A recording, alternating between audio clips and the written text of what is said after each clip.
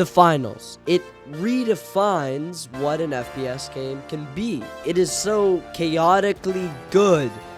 I think it's probably one of the best FPS games ever made. Where traditional shooters rely heavily on mechanics like aim and movement, the finals introduces something more disruptive: environmental destruction. From the moment you step into a match, you realize that the world around you isn't just a backdrop, but is part of the game itself. Like buildings, walls, and even ground can be torn apart, and this reshapes the battlefield as you play. So this level of destruction allows for a level of tactical freedom that most shooters simply don't offer. Whether you're using explosives to level a structure, breaking down barriers to create new sightlines, the finals pushes the boundaries of what players can do in an FPS. Another way the finals sets itself apart is in how it blends strategy with unpredictability. In most shooters, the map stays the same throughout the match, but here the dynamic environment forces players to constantly adapt. You can't rely on memorizing map layouts or running the same plays every time. Instead, you have to think on your feet and adjust as the world around you literally crumbles. The focus on environmental manipulation adds a layer of complexity to the game, making every match feel fresh and engaging. While destruction is a huge part of the game, it's the live game show concept that truly makes the finals feel like something new. The game doesn't just present you with the traditional match, it frames every round as an over-the-top TV spectacle. The flashy presentation, dynamic objectives, and high-energy commentators make you feel like you're part of a grand event rather than a simple shooter match. In this sense, the finals isn't just competing against other FPS games, it's redefining what a competitive shooter can be by blending spectacle with skill. What really sets the finals apart from its major competitors is map design. The destructible environments are, of course, one major part of the finals, but it goes beyond simple destruction. Every map in the finals is built to encourage player creativity and experimentation. Instead of static arenas that players memorize, these maps are designed to constantly evolve based on player actions. This creates the sense of said unpredictability. No two matches feel the same. Whether it's taking down a key building to control sightlines or creating your own path through debris, the environment is your own playground. The verticality of the maps also adds another layer of strategy. Players can attack from rooftops, break through walls, or even use gadgets to scale buildings. This makes positioning more important than ever. Teams need to think not just about where their enemies are, but how they can use the environment to gain the upper hand. In the finals, map knowledge isn't just about knowing the layout, it's about understanding how to manipulate it to your advantage. I mean, for instance, let's say you know what's better? Okay, let's say the team has a cash box in the building basically right over. You can A, run there and run through mines and get just shot up before you can even make it. Or B, obviously the smarter choice, break a hole through the walls. I mean, I don't see enough people do this. It's literally in the game to do this. The game wants you to break stuff. That's the whole point of the game. And I feel like that's what makes it really cool, and how every map is designed for you to break stuff. In a lot of cases, the map is structured, you might think, in a funky way, or there's boxes where there shouldn't be boxes. The idea is that you actually use every part of the map to your advantage. A good player doesn't know how to just play selfishly and run in for kills, but they know how to make like a passageway so your team can get to that cash out and absolutely decimate everyone else. You can absolutely decimate the entire lobby if you understand how to destroy spots and know how to create hiding spots. You can absolutely shred everyone there if you understand these key factors, key things inside of the finals. One of the most fascinating aspects of the finals is the wide array of objects and interactables scattered across the map. These aren't just decorative pieces or background elements, they play an essential role in shaping the flow of the match. From explosive barrels to barricades, the objects you find in the game world are there to be used as tools, weapons, and even traps. These interactables open up countless possibilities for both offense and defense, adding yet another layer of strategy to the game. For instance, you'll often come across explosive barrels that can be thrown at enemies or shot from a distance to cause a, explosion. They're not just a way to deal damage, they can also be used to destroy parts of the environment, like blowing a hole in a wall to create a new path, or bringing down a ceiling on top of your opponents. These destructible objects make every part of the map feel alive and interactive, giving you the freedom to approach combat in creative ways. For instance, I see a lot of people put a bunch of mines and C4 onto one of those explosive canisters, and yeah, that's death. That's basically a nuke. Beyond explosives, the finals is filled with everyday objects like chairs, tables, vending machines, and crates, and all of them can be used as a cover. Players can also interact with lifts, doors, and other elements to manipulate the battlefield. Imagine using a lift to get a high vantage point, or, just camping the elevator, or slamming a door shut to block an enemy's line of sight, or just, in front of them so they can't follow you. And that would let you escape.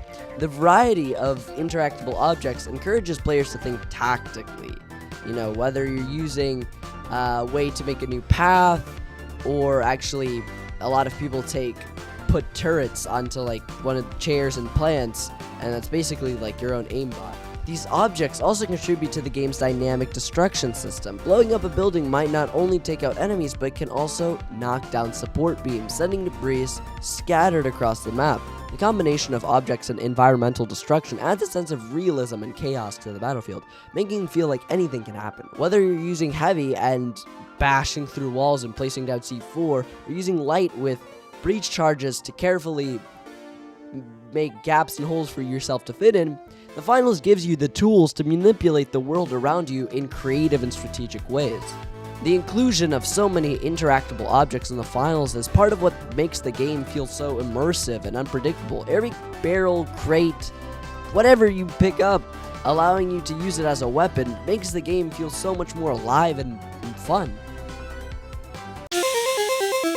One of the most exciting and unique features in the finals is the diverse range of gadgets at your disposal. Unlike other FPS games where gadgets play a secondary role, here, they are an essential part of your strategy. These gadgets offer creative ways to approach combat, defense, and movement, allowing players to manipulate the environment, disrupt enemies, and outplay opponents in unpredictable ways. Take, for example, the grappling hook. This gadget opens up vertical movement like never before, allowing you to scale buildings, swing across gaps, or escape danger with ease. It can also be used to gain a strategic advantage by reaching high ground or sneaking up on enemies from unexpected angles. There's also the zipline gun, which lets you create paths across the map for your team, offering a quick escape route or a fast way to capture objectives. These tools aren't just about getting around, they redefine how you think about positioning and movement in the game.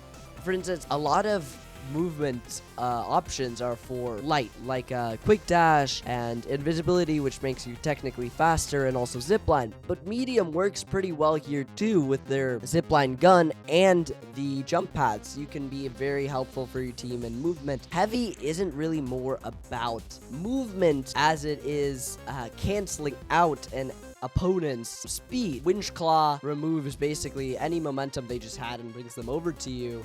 And some other heavy abilities help you sort of cancel out the speed you're losing. Because, for instance, since heavy is the slowest member of the three classes, light and medium outpace any heavy player by a lot. So the heavy has to think a little more strategically on how to sort of cancel out the light or medium's advantage in most situations. Then there are the more destructive gadgets, like the C4. Not only can you use it to take out enemies, but it's also crucial for destroying the environment. Want to blow a hole in the wall? Use the C4. And light has similar capabilities with light's breach charges. Similarly, frag grenades also help you clear rooms, and so do glitch grenades. They disable enemy defenses and disrupt key objectives. In the finals, these destructive gadgets aren't just weapons, they are key to controlling and manipulating the environment to gain an edge over your opponents. But the gadgets don't stop at destruction and movement. There are also defensive tools like deployable shields and dome shields and the healing beam. These gadgets allow you to turn a bad situation around. Whether you're holding off an enemy assault or patching up after a tough fight, the ability to quickly throw up a shield for cover in an open area can mean the difference between life and death in a heated battle. In the crowded landscape of first-person shooters, the finals manages to stand out by blending chaos, creativity, and competition into a thrilling, unique experience.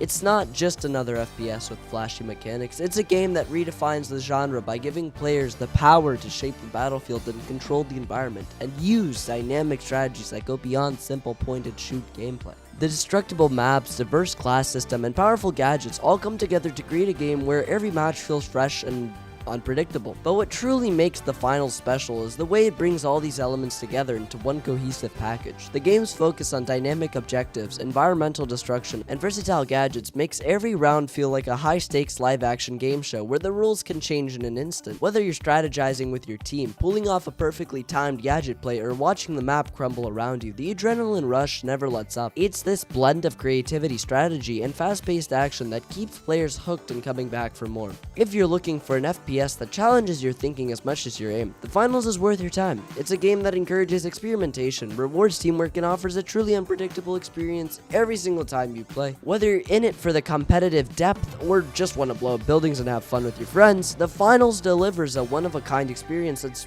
redefining what the FPS genre can be. So gear up, grab your gadgets, and jump into the chaos, because the finals is more than just a game, it's a spectacle, and you're the star of the show. Okay. Finally, I'm finished with that Dude, finally. Bro, that took like 4 weeks. Why was that so hard to make?